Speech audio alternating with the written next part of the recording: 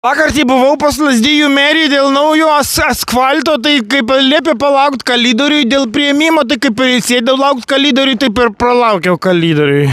Dėl tų poligonų, tai operatoriau pafilmuok, tai dėl tų poligonų praeitų savaitų taip greideriai dirbo, taip greideravo, kad nuo tos vibracijos tai namai nahui aukštinkojom v pizdu apvirto.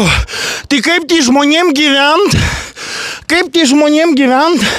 Reikia lipti pirmą aukštą viršun, kad užkurt židinį. Vienas namas visas apverstas, o kitas pakrypęs ant 20 laipsnių, tai kaip jame gyventi, kaip lauke minus 15 laipsnių. Va čia gandralizdis, gražus gandralizdis ir tuščias, neali nei vieno gandro, kas skraidys, klagės, lekuos, nėra nei vieno, viskas išnyko. Čia tai pristatė kažkokiu tai betoninis baibokas su kažkokiais čiuptuvais, o tai nėra, kad tie čiuptuvai iš mūsų pinigus siurps Europos.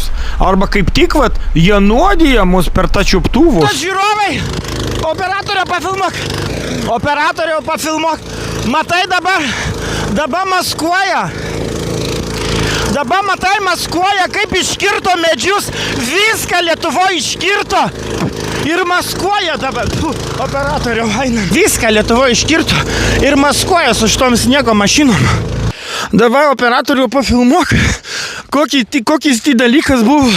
Greideravo tenai, Ir, akmuo šitas didžiulis, Net tik, tos greiderių vibracijos atslinko į Lazdijus.